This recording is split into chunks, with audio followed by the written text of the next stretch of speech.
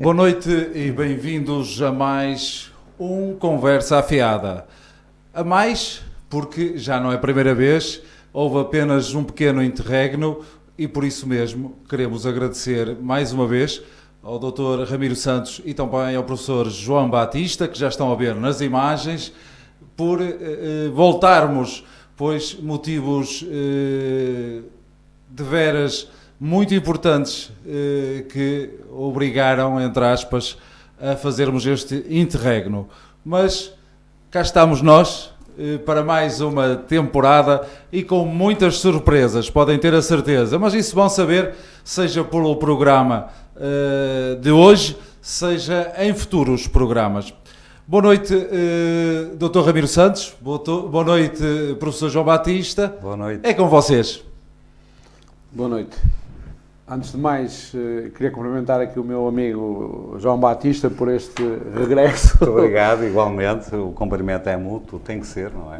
Não há cumprimentos unidirecionais. É evidente. A não ser que a pessoa cumprimente a maçaneta de uma porta. Pá, e já tínhamos saudades aqui das nossas conversas afiadas. E do nosso apresentador também. E do apresentador. Eu queria começar por... antes de passarmos, digamos assim, aquilo que será a matriz ou as eventuais diferenças do programa relativamente aos anteriores, em felicitar aqui a casa, precisamente pelas novas instalações, novas, isto é, estas alterações. Exato. Que certamente irão ser visíveis para quem nos vê, e para nós estamos aqui, eu ia dizer a trabalhar, não é bem verdade, não é? Porque nós estamos aqui por Carolice e não, mas é um pouco trabalho, é um pouco de trabalho, na medida em que exige esforço, é um esforço metódico, um esforço permanente, é trabalho, digo sem qualquer reticência. E portanto, eu penso que nós também foi um bocado de surpresa este recomeço, tanto que a vontade era tanta que, efetivamente, não deu para preparar grande coisa. Quer dizer, nós também tivemos... Ele diz que foi um breve intervalo, mas, de facto, foi longo. Longo relativamente ao que se passou no mundo, em Portugal e no mundo, isto é. É incrível e só quem tem a percepção, como nós, daquilo que foi uma paragem de cerca de um ano e, se calhar, aconteceu mais num ano do que... 3 ou 4 no passado, em que nós às vezes tínhamos aqui programas que tínhamos que falar de temáticas abstratas que não tinham a ver com algo concreto que se passava no mundo, porque precisamente se passava pouca coisa, não é? Pois, esse é o problema, quer dizer, quando você fala no muito que se passou no mundo, trememos, porque quanto mais se passar no mundo, enfim, mais em perigo está o futuro desse mundo ou de parte desse mundo, nomeadamente a humanidade, não é? E eu até comentava com o Ferreira que tem acontecido tanta coisa ultimamente que eu teria todo o prazer em falar e às vezes nos programas que fazíamos, que no tempo em que era semanal, e às vezes faltava temas novos, quer dizer, para a gente tem sempre a tendência para se repetir, para regressar aos temas antigos. É verdade. E portanto... Eu acho que a matriz será para manter, vamos ver, é uma promessa de tentativa de discordarmos mais. Não é? Exato, porque realmente não havendo desacordo, não há, ou o interesse diminui, são duas pessoas a falar, podia ser na Assembleia da República temos 250 marmelos, não é? E no fundo o desacordo, quando existe, é aparente e desinteressante, isto quanto a mim, não é? São 4 ou 5 partidos que ali estão, podemos ter 4 ou 5 deputados, mas não, temos 250 indivíduos que ganham o seu, que, enfim, que depauperam o erário público e inutilmente, porque repare, eu agora, quer dizer, já estou a avançar e dirá, mas eu não vejo interesse nenhum, e eu e muita gente não vê, alguns dizem-no demagogicamente pela questão da corrupção, e há a convicção de que a maior parte dos políticos e os deputados são políticos que estão envolvidos em esquemas de corrupção, mais ou menos gravosos, mas independentemente da corrupção, há a questão, digamos, orgânica, quer dizer, são tantos deputados para quê? Pertencem a 5 partidos, ainda agora, não sei se ouviu, mas isto vem a público em relação ao PSD, poderia ter vindo a público em relação a outro partido, quer dizer, apertar a disciplina partidária, aquele deputado que sistematicamente, ou sistematicamente não, mas frequentemente discorde das orientações do partido ou as ponha em causa, não direi no plenário, mas até antes do plenário, naquelas reuniões preparatórias, está sujeito a sanções. Portanto, isto é realmente, não é um apelo, é uma ordem à subserviência. Então, temos 100 subservientes de um lado, 100 subservientes do outro, depois tínhamos 2 apenas que debatam. Isso faz-me lembrar as Assembleias Gerais de algumas associações profissionais, como a nossa, por exemplo, da Ordem dos Advogados, em que normalmente está tudo de acordo, que é normal que esteja, e até se pode fazer por procuração a representação. Eu então achava piada, se é para ter, não era preciso disciplina partidária, era... os deputados fazer representar no líder parlamentar e reuniam-se como é que chamam lá a marisqueira famosa de Lisboa, onde eles vão depois fazer as tainadas. Exato. Gamboa, uma coisa assim qualquer, passa publicidade, não sei onde é. E portanto nem era necessário discussões, não é? No fundo, e poupava-se até dinheiro, que não era preciso ser tão eleitos. Mas eu acho que isso vem num prisma que eu venho refletindo há alguns tempos, que é o consenso como uma paranoia coletiva, isto é, chegámos a uma época em que os consensos, tanto se fala, no plano político até é mais o pacto de regime, dos partidos que deviam divergir, e então existe convergência, que é um contrassenso. Os partidos, é exatamente isso, como a própria expressão diz, refletem as várias, ou era suposto refletir as várias sensibilidades da população. Portanto, o normal era divergir. Pois. Mas agora parece que há uma paranoia coletiva que até já se enraizou na consciência cívica de que tem que haver um consenso. Ou seja, o consenso como um fim em si mesmo. Ou seja, procura-se o consenso para ter o consenso. Claro. Ora, o consenso só faz sentido se for para servir o interesse nacional. Mas não há um interesse nacional que seja um fim em si mesmo. O interesse nacional só interessa se servir o interesse das pessoas. Claro, não vamos para os totalitarismos, para as utopias, etc. Não é? Claro. Aliás, esse consenso tem que ser trabalhado, que é outro aspecto, é o consenso baseado na vontade ou na boa vontade. Não, o consenso não há de basear-se na boa vontade, entre aspas. Quer dizer, o consenso tem que se basear num debate, mas num debate claro, num debate adulto, e depois nesse debate adulto haverá sempre vencedores e vencidos relativamente a cada argumento ou a cada questão. E então aí constroem-se consensos. Quer dizer, tem que haver uma boa fé. Não sei se está a entender, quer dizer, todos têm que estar persuadidos de que o adversário político está de tão boa fé como ele próprio. Então discutem e, durante a discussão, há de aparecer uma evidência. Quando essa evidência surgir, todos se submetem a ela. Isso é o consenso no sentido elevado do termo. Agora, consensos no sentido, tu comes 3 e eu como 2,5 e para o ano sou eu que como 3 e tu comes 2,5, quer dizer, é o consenso dos comilões, que é o consenso que existe. Vamos lá ser agora já concretos. Estes consensos todos têm subjacente uma divisão de taxas. Chegamos à corrupção outra vez. Não sei se está a ver. Portanto, exatamente. Há consenso quando há um entendimento relativamente ao saque do país. Ao serviço dos próprios aparelhos. Claro, porque, repara, Ramiro, isto está, digamos, a quebrar um bocadinho, mas as pessoas confiavam, por princípio, naquele que é eleito, naquele que anda de fato e gravata, naquele que está acima, por assim dizer. Bom, é assim, devido a algum mérito há de ter, senão não tinha chegado lá. Só que essa confiança nas elites, ou supostas elites, está a esbater-se completamente, dando lugar a uma desconfiança generalizada.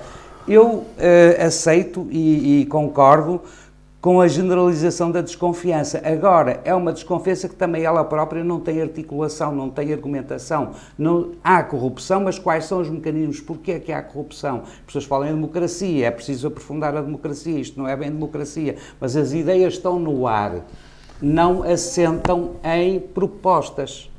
Podemos falar de democracia porque, efetivamente, nós temos que, inevitavelmente, falar na Grécia, não é? Que é o tema que domina a atualidade. Faz muito bem. A propósito da democracia, porque, de forma algo irónica, ou até paradoxal, quer dizer, o país onde foi fundada a democracia, enfim,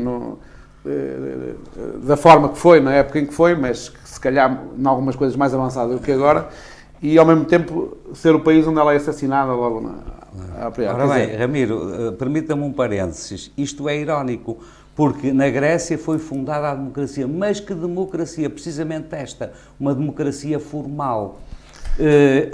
Depois daqueles tempos primitivos, quase pré-históricos, em que teria havido uma democracia, entretanto a democracia formalizou-se, surgiu uma elite e a elite monopolizou os mecanismos da democracia. Mas o povo era mero assistente. Mas quem pensou a democracia nessa época, pensou bem, João, do meu ponto de vista, que é, a democracia foi pensada para homens livres e informados, ou seja, a democracia só não funciona, tal qual ela foi concebida, porque as pessoas não têm acesso à informação e à educação de forma igualitária, digamos assim, ou de forma normalizada. Ou seja, a democracia só pode funcionar, só funcionará com estes dois vetores, para homens livres e esclarecidos. Não há hipótese. Sem Portanto, dúvida. por isso é que as ditaduras funcionam bem exatamente com o contrário, com pessoas agarradas, enfim, ou a crenças religiosas ou a serviços públicos essenciais que muitas vezes os impede de lutar contra algumas formas de opressão do Estado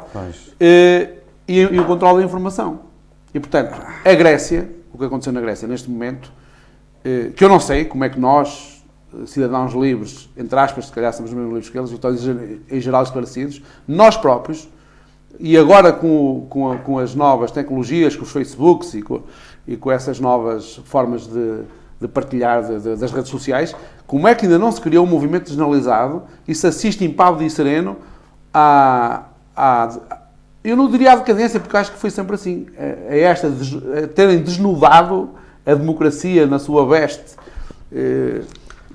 intelectual e filosófica e deixar a nu exatamente esta visão primária de que a representatividade esgota a democracia, ou seja, mas aqui até foi a própria negação da representatividade. Alguém que faz um referendo, faz uma consulta popular e depois faz exatamente o contrário daquilo que é o resultado dessa consulta. Claro. Bom, João, se isto não é uma facada, Ramiro, no coração da democracia, eu não sei. Ramiro, é a apoteose, quer dizer, é o momento final, ou melhor, é o momento grandioso, ou melhor, é o momento final.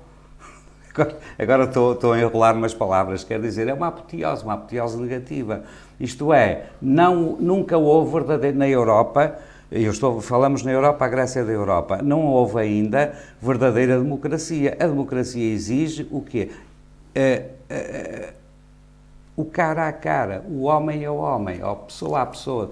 Melhor dizendo, quer dizer, eu vou eleger um representante, mas esse representante que me aparece aí nos cartazes, quem é? É como aquelas da televisão, as apresentadoras da televisão, a Cristina Ferreira, que aparece em todas as revistas. Quem é a Cristina Ferreira? Ela aparece 1000 vezes por dia, mas eu não sei quem ela é. Aparece-me aquele no cartaz. Quem é aquele homem? Aquele homem que sorri, aquele homem que esboça uma promessa. Eu não sei quem ele é. Sinceramente não sei quais são os amigos dele, quem é a família, em que meios é que ele se move. Então, eu não posso escolher aquele homem como representante. Eu não tenho acesso à democracia. Agora, veja numa junta de freguesia, é completamente diferente.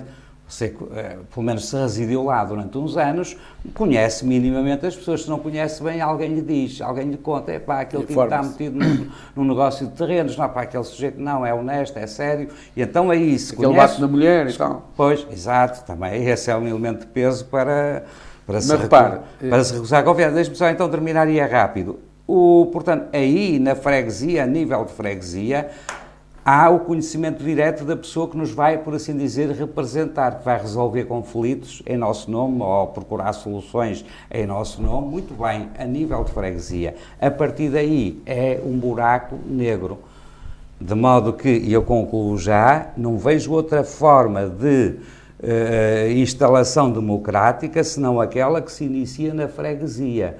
Depois, para chegar a um órgão nacional, a uma direção nacional, na medida em que somos uma nação, para bem ou para mal, aí terá que haver mecanismos e certamente contar com as novas tecnologias, com a internet, com a eletrónica, com os automatismos, com o computador, por aí fora. Mas isso seria outra conversa. Agora, a democracia existe no seu estado puro a nível de freguesia, a nível dos poucos milhares. Quando aumentamos a escala, aí a democracia esbate-se necessariamente, ou tem-se esbatido. Mas agora nem na aparência. Ou seja, até aqui nós podíamos discutir se os representantes do povo, do cidadão, Sim, não é? sim, sim.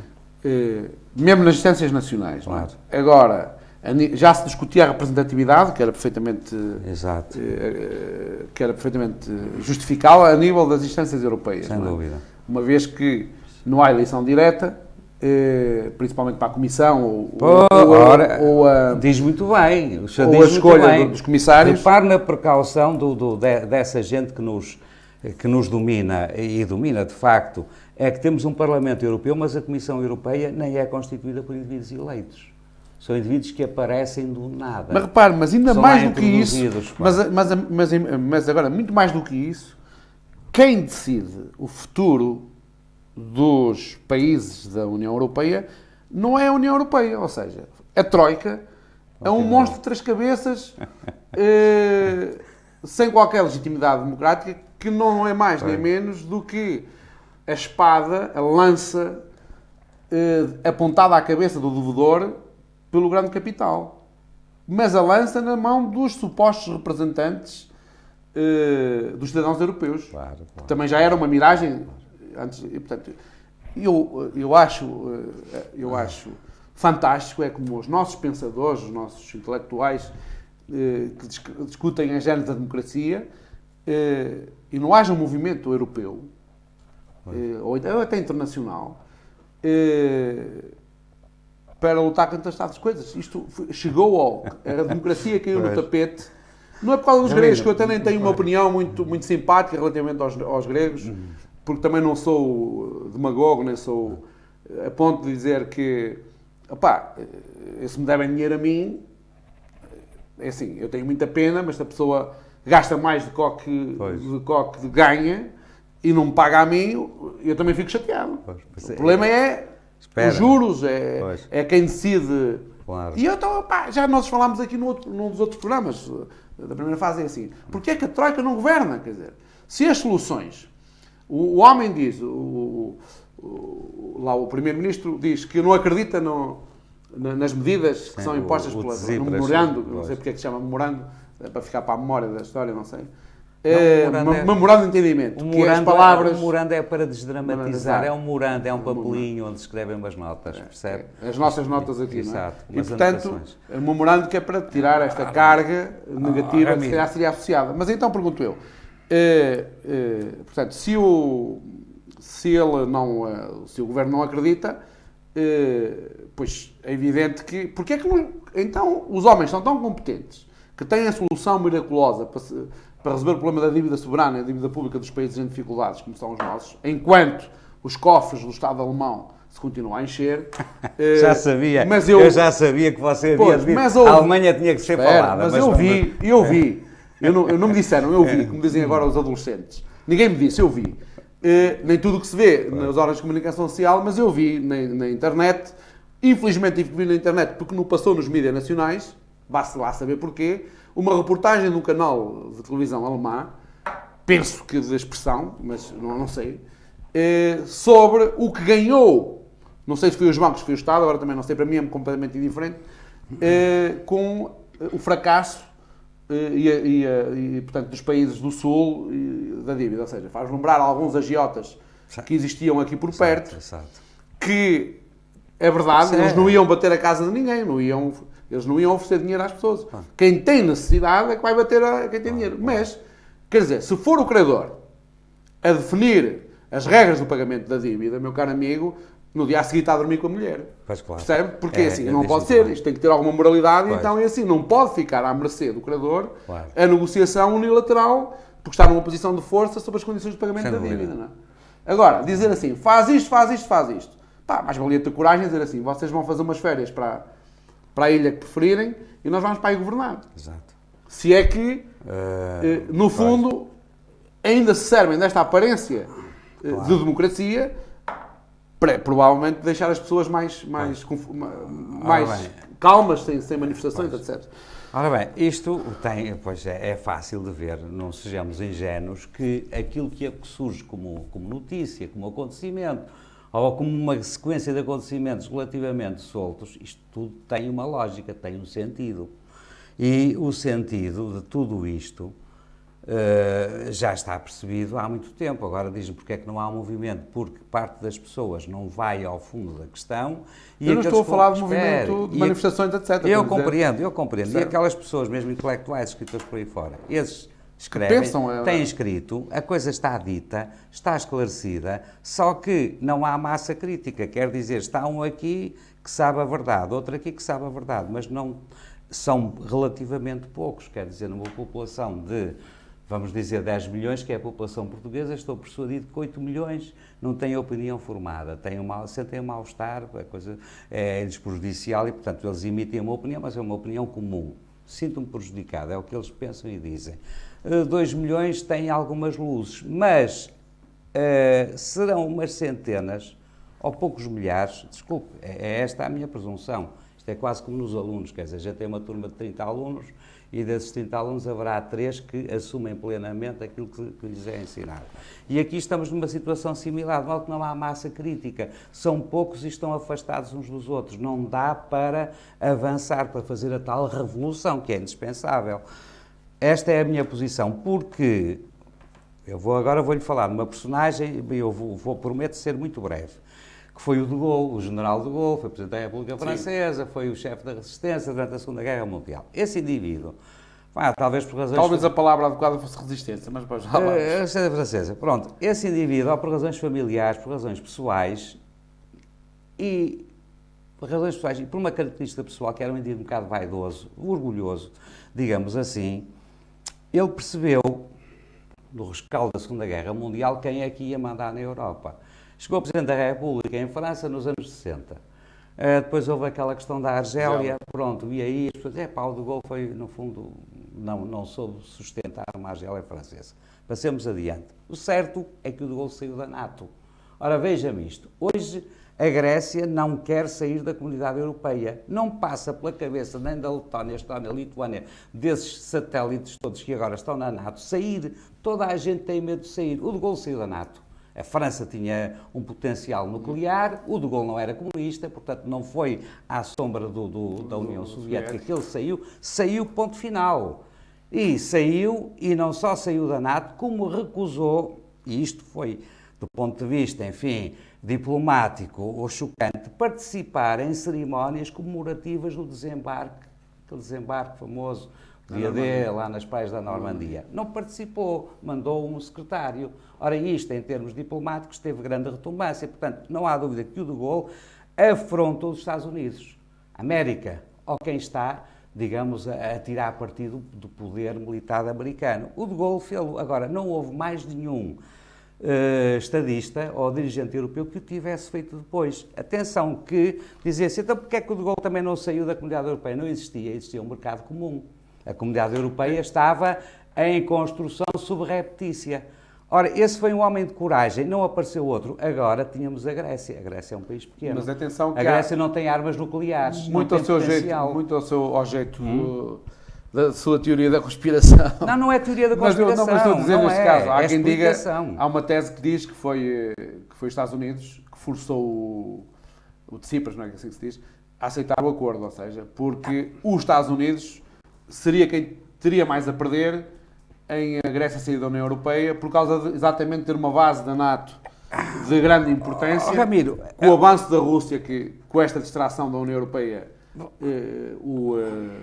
portanto, o Putin continua com a sua caminhada imperialista. Não, você está a brincar, com certeza. Não estou a brincar nada. Estive a ver a acha que ele é entrevista. imperialista? É extraordinário. Estive a ver a entrevista Deu-me lá um argumento. Lá do homem do xadrez, não é? Não sei se é o Kasparov, se é o Kasparov, não é? Sim. Que agora tem a atividade política, que está fora do país, porque tem medo de ser assassinado, como o maior opositor que foi assassinado junto ao Kremlin, e ainda hoje não se sabe quem foi. Mas o que é certo... Olha, já agora um parênteses, e o Sá Carneiro e o Adelino foram assassinados, e hoje também não se sabe quem foi, mas sabe-se perfeitamente. Mas não foi a haver... Não, o escândalo é maior, é que hoje sabe-se perfeitamente quem mandou matar, quem matou, quem colocou a bomba. Houve 9 comissões de inquérito e nada saiu. Isto é que é escandaloso, é que se sabe e nada se faz. Ao menos na Rússia, o Putin terá, se alguma culpa tiver, a desculpa de dizer que não O sabe. homem foi ao assassinado poder no dizer que não sítio sabe. mais vigiado da Rússia. E, portanto, Ora não bem. é normal, eu não estou a dizer que foi o KGB ou o que foi. Pois. Estou a dizer é que se acontece um homicídio, um assassino aqui nesse caso, num sítio que é, digamos, emblemático e em que é o mais vigiado, não só em termos de E não acha de estranho? segurança. Não acha Claro estranho? que é estranho. Por isso é que eu estou a dizer. Ponha-se no lugar dos serviços secretos russos. Queriam assassinar o opositor. Era ali que o assassinavam? Não, mas Segundo a sua assassiná-lo teoria da num conspiração, local até era discreto. também era. Seria num também- local discreto. Também era. Evidentemente. Não é? Era como o João das Pinheiro, quando foi acusado de roubar a manta do avião, quer dizer, as pessoas diziam assim, mas então o ministro da Educação lá ia roubar a manta do avião, quer dizer... Sim, com a verdade me enganas, não é? Aquele ditado, Às vezes com a verdade a técnica me é o enganas. paradoxo, é fazer aquilo que as pessoas mais esperariam que se faça, não é? Pois, mas quer dizer, ouça uma coisa, onde é que está o imperialismo? Agora falou no imperialismo do Putin. Quer dizer, qual é o ato? Foi a anexação da Crimeia, Não. continua a ser o avanço que se teme aliás, há quem diga que há uma teoria que diz que o Estado Islâmico também há financiamento da Rússia, não é? Ramiro, A divisão no por Médio amor Oriente. de Deus, Ramiro, está perfeitamente esclarecido que quem financia o Estado Islâmico é a CIA, pá. A CIA treinou milhares de homens. Não estavam os dois em Angola também a minar... No tempo antigo, da União Soviética. Porque não podem estar os dois? Sim, porque é que não podem estar cada um com os seus objetivos, Sim. a semear discórdia e, no fundo... Bem, mas repare que em Angola tínhamos a União Soviética, por intermédio de Cuba, a apoiar o MPLA e tínhamos os Estados Unidos a apoiarem a UNITA, apoiavam partidos diferentes, e mantendo uma guerra, não é? E cada um comia realmente, os americanos comiam o petróleo e os russos comiam os diamantes. Não, ao contrário, os russos comiam o petróleo e os americanos os diamantes, pronto. Mas acho que neste momento o exército islâmico, não, porque há elementos factuais que nos dizem que o exército islâmico é constituído por uma coleção enorme, milhares de mercenários que foram treinados e pagos pela CIA, eu acho nomeadamente curioso na saber Turquia. quem é que criou essa expressão, que eu acho fantástico, do Estado Islâmico. O que é que isso quer dizer? Isso eu acho que foram eles próprios que criaram, alguém criou, são as agências de propaganda que criam estes nomes, não é? Porque, em boa verdade, isso não existe. Mesmo que haja um movimento organizado e coordenado, Claro. O conceito de Estado, enfim, embora se diga isso, possa dizer de forma irónica, não é? Porque abusa-se essa expressão e não existe nenhum Estado Islâmico. Existem muitos Estados Islâmicos, mas o Estado Islâmico que eles estão a querer dizer, eu acho que até é pejorativo para os Estados Islâmicos no geral, que não têm problemas de terrorismo. Exatamente, mas eu penso que aí é uma, digamos, um artifício da propaganda, não tem grande significado. Agora... poderá ter, depois agora, a segurança internacional, se proveniente de um Estado Islâmico, pode ser associado indiretamente a suspeitas de terrorismo. Ou não? Sim, claro. É que o Estado Islâmico não tem fronteiras. Pois, Não é? Não tem território, não é? Mas, por exemplo, repare no seguinte, uma ação que o Estado Islâmico levou a cabo passou despercebida. Na Macedónia, claro que os russos querem, e naturalmente estão nesse direito, de escoar o gás para a Europa. E então têm que criar gasodutos alternativos. Um deles iria passar na Macedónia. Pois, imediatamente, na Macedónia houve o atentado do Estado Islâmico. Quem é que quer cortar o relacionamento normal e natural entre a Europa e a Rússia? Claro que são. Eu não digo os Estados Unidos, pá, são os globalistas, os mundialistas, pá. Quem é que abateu o avião? Pois, essa é outra questão. Aquele avião que caiu na Ucrânia? Que levou com o míssil? Levou com um míssil. E quem é que lançou um míssil? Ora, aí está. Está a ver. E acha que com os meios de investigação que há agora, que não seria possível determinar quem foi que... E eles acusam-se mutuamente, não é? Claro que sim. Mas nós sabemos quem é que beneficiava. Enfim, que ninguém beneficiaria, não é? Mas quem teria mais interesse em que aquele facto acontecesse para ser imputado à outra parte, mas eu não sei se a Ucrânia tinha algum interesse em... Teria, com certeza que sim. Agora, também resta saber se foi premeditado ou porque o avião do Putin passou ali perto e perto no espaço e perto no tempo, se não teriam em vista abater o avião do Putin. Sabe que o Putin, pronto, e agora voltamos à questão da democracia, não estou a reivindicar para a Rússia uma democracia perfeita, longe disso, mas, digamos, como o Putin, não há dúvida que tem uma importância extraordinária neste momento, Putin e a equipa, enfim, que o rodeia, porque ele é o garante. Repare numa coisa, houve a queda da União Soviética, do muro de Berlim. Também podemos discutir, mas não dá para discutir tudo. Depois, o que é que se seguiu? Seguiu-se um período de caos. E nesse período de caos, o que é que aconteceu? Você lembra-se muito bem, os chamados oligarcas, aquela máfia russa, aquela confusão tremenda, durante 10, 15 anos. Quem é que veio pôr ordem na casa? Foi o Putin.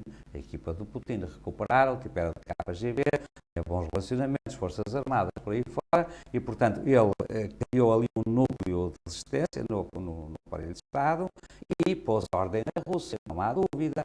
Os oligarcas, a máfia, desapareceu de todas ali. Agora temos um Bom, mas oligarcas há em todos os países, não é? Agora, também é curioso que só saiam ou sejam condenados, como já aconteceu, só são discordantes. Isso é que eu acho estranho. Eles não eram politicamente, não é? Ou fazem estrategicamente. Eu não sei. Eu vou dizer aqueles que saíram, pois eram aqueles que não tinham origem russa, eram os testas de ferro dos banqueiros da Wall Street. Pronto, isso para dizer já rapidamente, sem fazer mistério, esses gajos é que saíram. Agora nem me lembro do nome de um deles, que ainda apanhou uns anos de suspensão, há pouco tempo, mas esse indivíduo, sei que depois, na altura, houve ali uma fuga de capitais rapidíssima. E quais foram os bancos que canalizaram a fuga de capitais? Foram os bancos do Rothschild. Mas a informação que eu tenho, até profissionalmente, tenho tido conhecimento que há cada vez mais número de russos que querem a autorização de residência no espaço da União Europeia. Sim. Através de Portugal, que não sei, ainda não percebi muito bem porquê, mas é particularmente atrativo por isso, o passaporte português ou a autorização de residência portuguesa, ainda não percebi muito bem porquê. Não sei se é por ser mais fácil não é, porque mesmo que os vistos dourados agora estão suspensos, Claro. mas não é só a autorização de residência, eles procuram mesmo a nacionalidade. Bom, e há muitas russos já de classe média alta que querem ser da Rússia e, portanto, me parece, na minha análise um bocado, restritiva da informação que eu tenho, que a perseguição que está a ser feita neste tempo é a nível fiscal, ou seja, a pretexto, é por isso que eu tenho muito receio da criminalização excessiva dos crimes fiscais. Era mais apologista de uma espécie de perda de cidadania ou cívica, das pessoas não poderem ter, do que propriamente mandar para a cadeia pessoas que podíamos, para outra vertente, não é? Porque quando se vai punir uma pessoa, eu já lhe disse aqui uma vez, quando o desgraçado de um empresário foi condenado a pena de prisão efetiva e ninguém quis saber quanto é que aquela empresa, quanto é que aquele homem contribuiu, por exemplo, para a Segurança Social. E porque ficou a dever, mas ninguém fez as contas finais. E então, falta saber se mesmo economicamente e civicamente, esse fulano que deixou de pagar não sei quanto à Segurança Social, se vale mais ou menos do que eu, que só queria um posto de trabalho, por exemplo, que agora não tem nenhum. Claro, com certeza. E que nem cria emprego, nem contribui para a segurança social em grande dimensão, etc, etc. Portanto, às vezes, sob a aparência desta perseguição fiscal em nome do tal Estado, do interesse público, que é sempre uma coisa perigosa, e as pessoas andou a roubar a vida toda e não sei quantos, mas ninguém vem desmistificar isso. Ninguém vem dizer assim, olha que esta empresa, este homem, está no ativo há 50 anos e já teve 1000 trabalhadores e agora numa época recessiva, isto, como é evidente, pondo de parte os verdadeiros vigaristas, que são vigaristas com o Estado, com os trabalhadores, com os clientes, etc. Há de tudo sempre. Também a nível das empresas há pessoas que criam empresas para vigarizar toda a gente, não é? Com uma certa impunidade que também dá, não é? A pretexto de que dá prejuízo, mas as pessoas vão se responsabilizar. Mas também não era esse o tema que eu queria lançar. Mas quero dizer que também é muito perigoso, e parece-me que está a ser usado pelo Putin, a tal perseguição fiscal. Ou seja, porque naquele velho princípio que nós sabemos, que é como quando a gente é abordado pela polícia. Se eles quiserem, havia aquela cultura clássica, se eles quiserem, pegam sempre por alguma coisa. Se não for pelos pneus, é por não ser... E, portanto, é a mesma coisa quando o fiscal das finanças vai fiscalizar qualquer coisa. Compreendo, eu desconhecia. Ou a ASAI.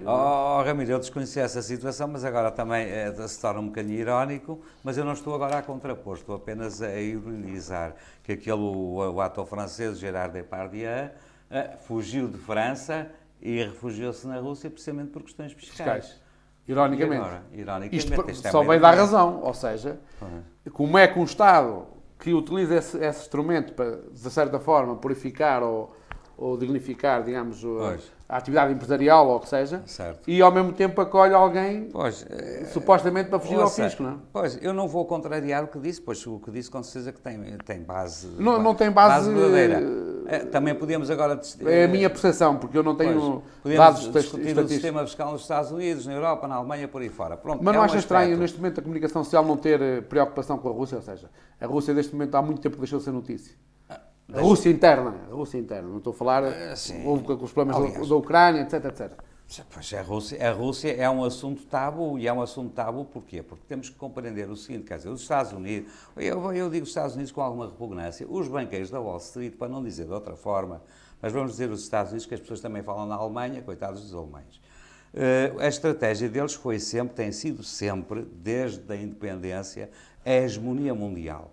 Conseguiram a hegemonia na Europa à custa de 2 guerras mundiais. Querem a hegemonia agora no Médio Oriente, já viram que as intervenções militares saem caras, portanto arranjaram para lá o grupo desses indivíduos mercenários, o ISIS. Quem é que faz frente ao poderio militar americano? Porque é um poderio imenso. A América tinha até há pouco tempo metade do poder militar de todo o mundo. Mundial. Feitas as contas, bombas atómicas, porta-aviões, por aí fora. É de qualquer coisa. E as Forças Armadas Nacionais ao serviço deles, não é? Exatamente. Ora bem, mas surgiu, porque as coisas nem sempre correm de acordo com os nossos planos. Eu também gostaria muito de ter isto ou aquilo, trabalho, mas não tenho. E eu penso que é o que lhe está a acontecer. Quer dizer, esse projeto de poder, não é de hegemonia, de poder global, poder mundial, poder absoluto, está-lhes a sair furado. E porquê? Porque têm 2 grandes potências, tem a Rússia e tem a China. E são potências complementares. E, neste momento, as Forças Armadas russas, que estavam há 15 anos obsoletas, hoje não estão obsoletas. O caça mais eficaz do mundo, mas de longe, é o Sukhoi. O Sukhoi 25 ou 35, nem tenho bem, é russo. Os chineses, que há 20 anos eram subdesenvolvidos, hoje em dia têm autonomia, nomeadamente no campo da informática. O supercomputador mais poderoso do mundo é chinês. Ora, agora está a haver estas 2 potências, mas realmente potências, em todos os sentidos, matérias-primas,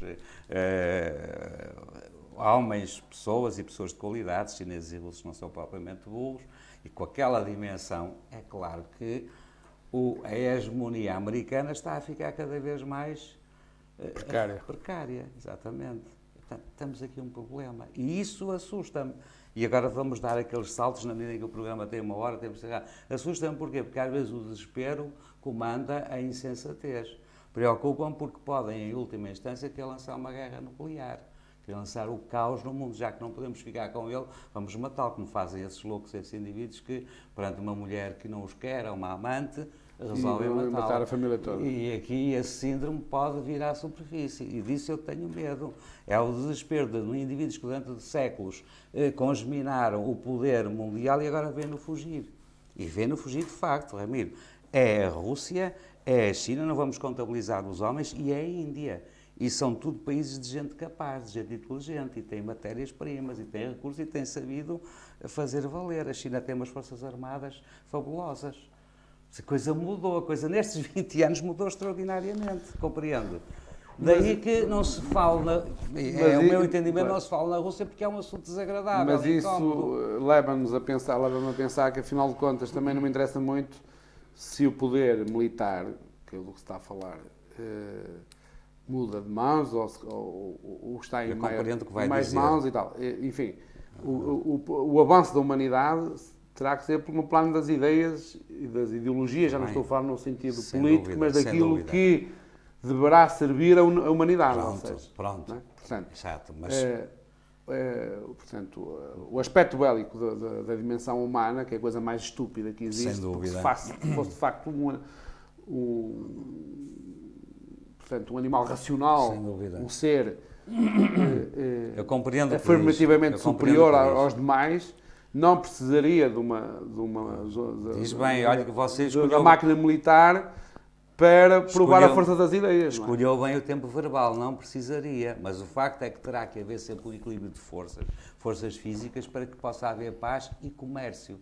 No fundo, se houver equilíbrio, se todos se convencerem que ninguém pode dominar ninguém, então mas eu tenho essa convicção profunda que é a força é a lei dos mais fracos. Não. Estamos a falar fracos em termos intelectuais e em termos... Quer dizer, quem pensa e crê que pode vencer com a força dos argumentos, a menos que seja por razões estéticas, não vai para o ginásio, não é? Ou não vai treinar artes marciais, não é? Mas acha que alguém vence com a força dos argumentos? Numa sociedade de pessoas de boa fé, com certeza que o bom argumento é válido. Agora, eu já não estou a falar no plano individual. Numa sociedade onde há desconfiança sistemática, realmente é o equilíbrio de forças que comanda. Eu tinha essa... É o equilíbrio de forças. Eu tinha essa ilusão, para usar agora a expressão que está na moda por causa do Casilhas, que iremos falar a seguir, só um bocadinho, para meter um bocado de futebol. Eu tinha a ilusão, e foi o que me levou a fazer muitos quilómetros de caminhão daqui para Coimbra, que as ideias tivessem força. Caso contrário, ficava a partir pedra com todo o orgulho. As ideias têm força, mas num contexto que as aceita. Agora, num contexto onde há desconfiança mútua, as ideias não mas essa é que é a nossa guerra. Por isso que eu estou a dizer, e voltando à Grécia, não é? Que não faz sentido nenhum impor-se determinadas medidas, enfim, de sacrifício do povo, se não tivermos a garantia e a forte probabilidade disso, a médio prazo, servir o povo. Ou seja, isso ainda valeria o sacrifício. Não é? Porque então, usando aquela expressão popular que tem sempre um acumulado de experiência, que é se não se morre da doença, morre-se da cura, vai dar ao mesmo. Ou seja, ainda gastamos mais para morrer. Portanto, é assim. Que é aquilo que eu acho que ninguém discute. Quer dizer, quer saber se realmente eles falam no memorando e aqueles senhores que estão do lado dos bons da Troika, como se aquilo que eles defendem fosse absolutamente uma mais-valia por si e que não é discutível, que ninguém diz aos cidadãos europeus, afinal de contas, o que é que está em jogo, não é? Qual é o mal da Grécia? Sim, porque o esquema que surge é sempre este: deves, paga. É o esquema essencial que está aqui. Portanto, a maior parte das pessoas, se pá, também devo pagar, porque é que eles não vão pagar? E fica João, mas o credor... Agora, há uma questão... O credor se vê, você paga a horas e depois o vê no restaurante a seguir, este gajo precisa de pagar mais juros, porque ainda lhe sobra dinheiro. Pois. Ou seja, daí eu ter achado que o governo português, que ainda não percebi muito bem qual foi aquela... com que intenção, vai pagar os juros antecipadamente.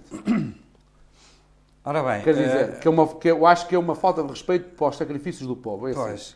Eu vou então dizer... vamos aliviar um bocado, pagamos na altura certa, Ramiro, e vamos dar um roçado às pessoas. Isto, eu vou-lhe dar a minha opinião.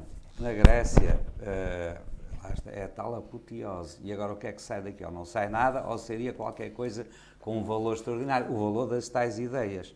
O argumento que os gregos poderiam aduzir é este. Nós não vivíamos em democracia verdadeira. A democracia verdadeira tem outras características. Primeiro argumento, deixa-me terminar. Como não vivíamos em democracia verdadeira, vocês emprestaram dinheiro não ao povo grego, mas a uns usurpadores, a uns corruptos. E emprestaram por vossa conta e risco. Nós, gregos, não beneficiámos grande coisa com isso, não vimos a cor do dinheiro. Ou se a vimos, não a vimos de forma explícita, apareceu aqui naturalmente. Recebi uma pensão, fiz um negócio, por aí fora. Nestas condições, vocês, credores, cometeram um erro. Fizeram uma asneira. Foi um erro técnico. Emprestaram a quem não deviam. Paciência. Assumam.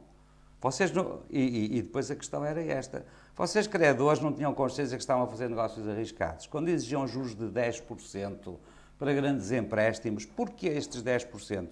Para compensar o risco. O risco ali esteve, o risco concretizou-se e agora vocês ficam sem dinheiro, nós não pagamos. Nós repudiamos o sistema político existente até aqui, esses políticos impuseram-se à custa da mentira, da fraude, do artifício. E no dia portanto, seguinte não tem dinheiro para pagar salários? Não. É assim, não, João, não, Ramiro. é tudo muito bonito, mas é assim. Não. Repara, Não, e não, eu não. sou, como sabe... Esse é o medo, esse é o medo que se espalha. E há Não uma se solução pode- simples, Ramiro. O dólar é papel, nada mais que papel. O euro é papel, nada mais que papel. Às vezes nem papel é. E, portanto, os gregos só teriam que fazer uma coisa extremamente simples. Criar papel, imprimir moeda, reinstalar o dracma. A vida retomava imediatamente, Ramiro. Retomava. Evidentemente que não podiam importar tantos Mercedes, nem tantos artigos de luxo. Isso não. Equipamento industrial também seria mais difícil de importar. Agora, exportações, se fossem a bom preço, veja os chineses, enriqueceram a vender coisas baratas. Portanto, os gregos, se quiserem trabalhar e tiverem um bocadinho de coragem, reinstalem o dracma, a vida recomeça imediatamente. Aliás, temos um caso, o caso da Argentina. A Argentina passou tempos terríveis. Também teve uma crise Mas sabe o que isso financeira. significaria? Porque depois, Mas quem tinha, recuperou. quem tinha euros... quem tinha euros não, ou quem tem, eu ia compreendo. acontecer, eu estive a ler quando foi da história, Pois. depois relativamente a Portugal, se porventura fosse instalado, reintroduzido Sim, o sim, escudo, podia dar uma guerra civil. Porquê? Porque não podiam sair euros, nem entrar. Não podiam sair Pois. nem entrar, mas isso Pois, é um por causa do atentado... problema da transição. Mas isso é Ou um seja, atentado à liberdade individual. Eu tenho um depósito seria em crime. euros. Eles puseram, eu estive a ler um estudo Isso é sobre arbitrário, sobre um pois. estudo. Porque seria crime passar com euros para a fronteira, entrar ou sair, porque tinha que ser tudo controlado pelo Estado. Porque Mas a está primeira bem. questão que fazem, Pois. não é?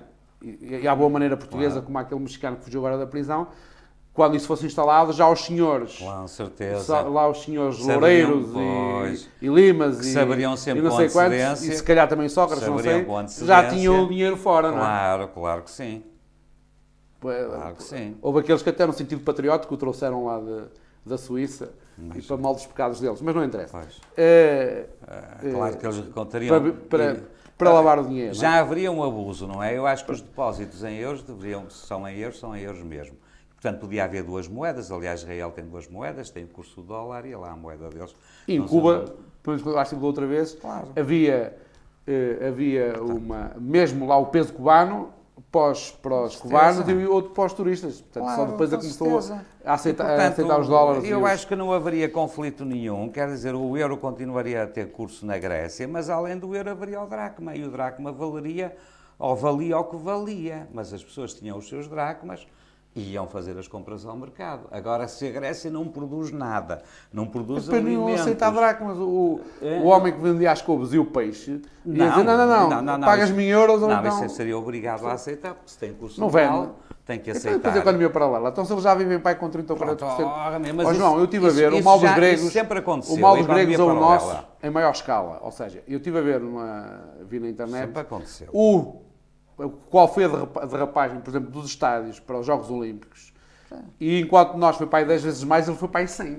E o Estádio Olímpico de Atenas está com erva daninha agora lá, não Com está a perceber? certeza, Portanto, Isso dá é aquela dinheiro. falta de consciência cívica, é Exato. aquela visão um bocado saloia do novo riquismo, estar a querer fazer os melhores Estados da Europa nos países mais pobres da Europa. Mas isso tudo... Cada um tem que ter aquilo que pode ter. Oh, Ramiro, isso tudo trazendo à corrupção, não é? É a mesma coisa Corrupção. que os nossos empresários, que me desculpem, aqueles que não vão gostar, mas comprar um Mercedes para ir à missa ao domingo e depois andar com as pás da massa e não sei o quê. Percebe o que eu quero dizer? Pois. Agora, Há muitas coisas que não faz com sentido, é questão da certeza, utilidade. com certeza que o mercado negro, se eu puder vender em euros ou melhor, comprar, vender e receber euros em lugar de receber dracmas, eu preferiria os euros. Mas a determinado momento, quando não houver euros, que remetem o se não aceitar dracmas. Portanto, eles têm que introduzir moeda Eu até pensei própria. com esta crise que ia ficar mais barato, que era para eu poder ir de férias para a Grécia. Agora, Ainda estou curioso. há aqui um aspecto, Ramiro, há um aspecto também importante nesta coisa que nós deviam ser, eu acho que no meu entender, se esse governo do lado do Syriza teve a ousadia de se apresentar como redentor, então devia levar até ao fim. questão de coerência. Mas não, o Tsipras continua, alguém tem que continuar, e o Varoufakis, uma questão de vergonha. Mas eles a nós... Espera aí, mas portanto, deviam levar a coisa até às últimas consequências. E as últimas consequências seriam sair da moeda única, reinstalar moeda própria.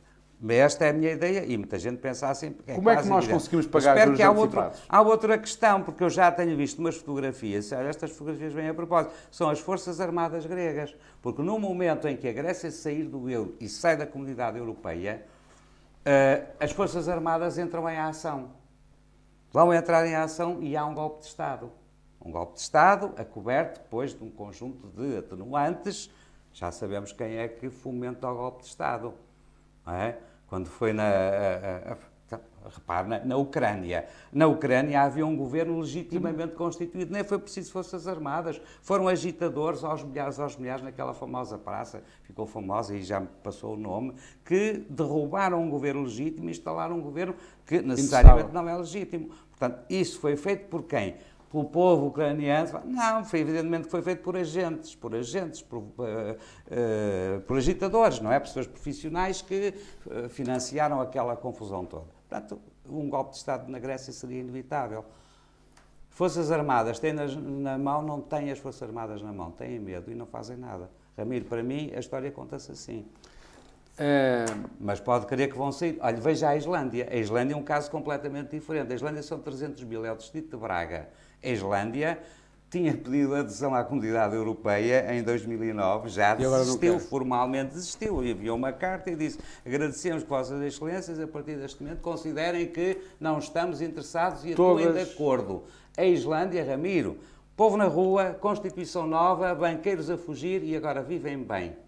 Todas as consultas populares que foram feitas acerca da Europa, em todos os países votaram contra. Portanto, a Europa está a ser construída contra os cidadãos. Claro. E, portanto, mesmo isto está acontecendo, eu recuso-me a admitir que a Europa, porque não foi uma solução da União Europeia, faz parte da Troika, mas eu não sei quem manda na Troika. Eu não sei de onde vem a legitimidade. Já nem vou dizer a legitimidade, é a capacidade. Eu antes pensei que os juízes, pensava quando era miúdo, que os juízes e os padres tinham inspiração divina de direito. Tinham qualquer coisa de sobrenatural que os fazia melhores do que os outros homens e, portanto, nunca erravam, não é? E eu digo, aqueles senhores que sorriem, pelo menos quando aparecem nas televisões, estão sempre a sorrir, à exceção da Merkel, que muitas vezes ri pouco, mas é que se devia sorrir mais, mas pronto... E a Lagarde era melhor não sorrir. Mas, de onde é que vem a legitimidade, não é? Se é da competência, que põe o ónus dos países nacionais, dos governos nacionais, resolver o problema. Aparentemente serão representantes dos criadores ou representantes da legalidade financeira. Nós estamos a falar de democracia, eu gostava de... Isto também está a acabar e eu gostava de... Foi uma reflexão minha um dia destes, que eu já não via o Cavaco, o nosso Presidente da República. Há um exemplo de não pagamento, não se esqueça. Há um exemplo histórico de não pagamento de dívida, mas massiva. Eu digo-lhe rapidamente, foi a União Soviética que se recusou a pagar a dívida externa, não a pagou. Mas quem eram os credores? Eram os investidores franceses. E ainda hoje, ou melhor, há poucos anos, os herdeiros ou descendentes dos lesados, em 1917, têm uma associação e mandaram apresar um barco russo que estava, enfim, lá no porto francês. Penhorar o barco russo por conta da dívida que o Estado russo ainda tem relativamente aos investidores franceses. Mas a União Soviética disse: não pagamos. Claro que os banqueiros do Wall Street não era nada com eles, esfregaram as mãos de contentes, para que se lixem os franceses. A classe média francesa, aquela gente que canalizou os fundos para aí. Portanto, eles não pagaram. E, portanto, também temos o nosso caso que nós perdoámos, ou fomos obrigados a perdoar a Angola, não é? Mas, enfim, a dívida. Claro. Dívida. Sim. Que acho que era do Estado, até nem era de particulares, mas enfim. Eu gostava só de... Um dia destes, vejo televisão todos os dias, não tanto quanto desejaria, ou se calhar mais do que o que devia, mas... e vi o professor Cavaco, o nosso Presidente da República, já não via há muito tempo. E parecia-me uma imagem de arquivo da RTP, sem passar aqui... Mas quer dizer, com a película já um bocado estragada, não é? Cheia de riscos. Não era só... Percebe? Quer dizer, quando a gente havia falar o Marcelo Catano naquelas imagens de arquivo, que até a voz, o português era diferente, sim. E vi um homem completamente desajustado para a época, já não sei se faz sentido ter um Presidente da República que não intervém, que quando intervém não sabe o que diz, ou os assessores não o sabem pôr a falar. Eu tive este sentimento. Ou seja, se eu tivesse tido uma amnésia, eu não sabia quem era aquele senhor. Ia pensar, provavelmente, que era um Presidente da República de há 30 anos atrás. Bem, ele também ele próprio deve ser amnésico. Foi o homem, ou pelo menos foi na vigência do governo dele, que a frota pesqueira portuguesa sofreu o desmantelamento, e agora anda a falar, precisamos de... mas isso é conversa fiada, é conversa de político. Andam para aí a fingir que dão lições às pessoas. Porque ele desmantelou a frota pesqueira. Foi no tempo dele, subsidiaram o desmantelamento aí dos barcos. E agora quer a retoma da pesca. Quer dizer, é o mesmo homem, com uma diferença de 30 anos. Então, mas como é? A pesca na altura não servia, agora já serve. É conversa de políticos. Não presta. É por isso que eu lhe digo uma coisa, e é a minha convicção honesta, até que ponto é, e agora entramos, enfim, no futuro deste programa, possivelmente receberemos homens políticos, mas a nível local. Pronto, eu abro uma exceção. Porque se fossem políticos a nível nacional, eu digo-lhe, a minha posição é esta, distância com eles, porque meto-os a todos no mesmo saco. A todos. É um primeiro passo para a tal revolução que nos faz imensa falta, senão caímos todos e não caímos de pé. Eu gostava só de, para terminar, futebol não é muito mas a sua praia, é o pontapé de saída, pronto. Mas a propósito saída não, é de saída do Casilhas, pois. Enfim, é o meu clube, eu não concordo, discordo com essa contratação, ainda bem que não veio o Drogba, senão aquilo ia passar a ser o centro de dia do Olival. Ainda por cima, como é com dinheiros públicos e que é uma renda simbólica, até fazia sentido. Anedotas, não é? Anedotas relativamente ao mas ao eu não era essa a análise. Eu queria dizer, porque é que tanto indignou os espanhóis, para não falar nos pais do Casilhas, porque enfim, parece que estão chateados, pôr o Casilhas, com o historial que tem, vir para Portugal. Porque assim, era suposto ter ido para a Turquia, para os Estados Unidos ou para a Arábia. Portanto, não foi pelo salário.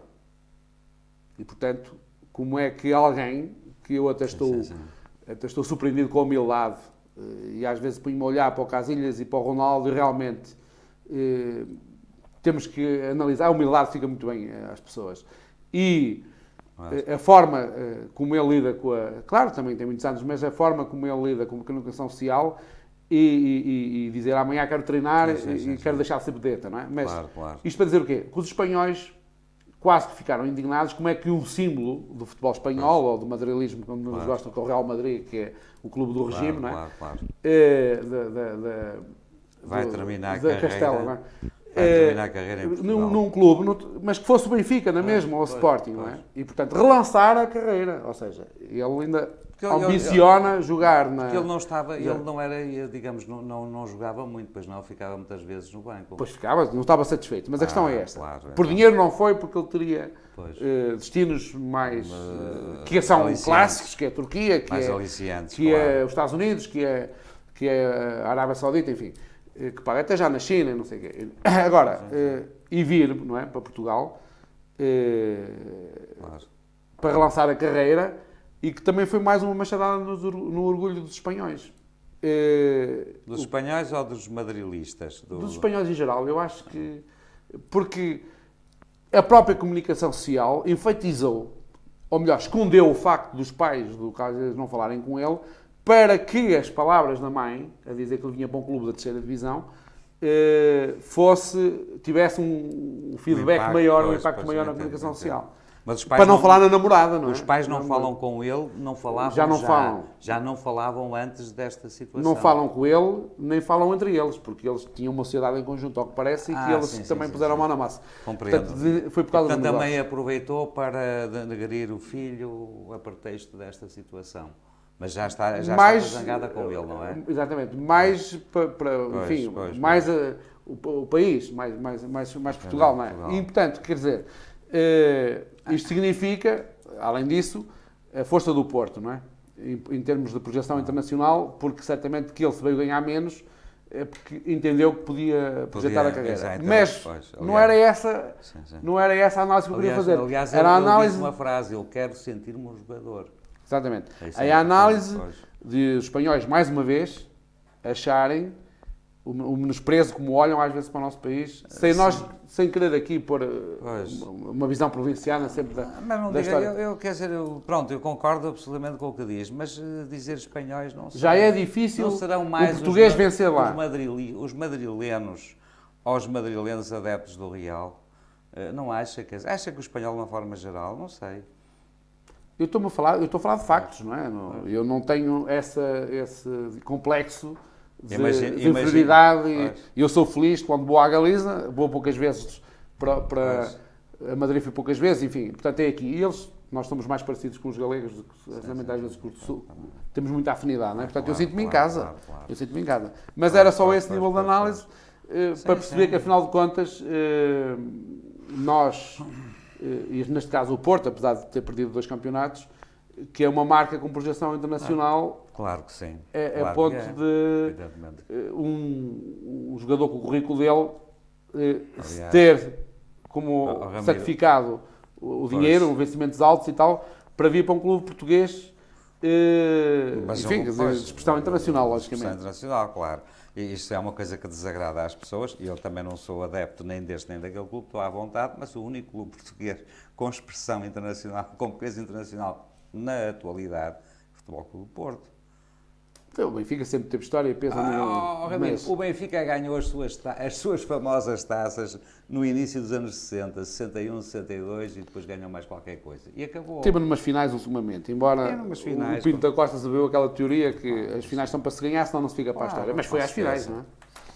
Mas eu gostaria de ter falado no Sócrates e na Justiça, fica para a próxima.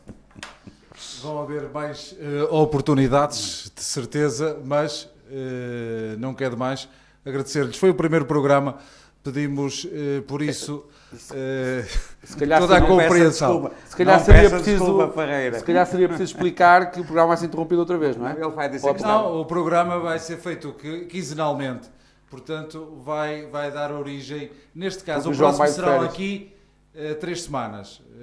Não vamos dizer que vai ser interrompido, daqui a 3 semanas será o próximo programa. Depois teremos quinzenalmente, não esquecendo, e já agora podemos adiantar... Mas como nós temos aqui o nosso professor, à moda dos programas com os professores, podíamos fazê-lo com ele lá no destino de férias, que o João não quer dizer onde. É uma hipótese.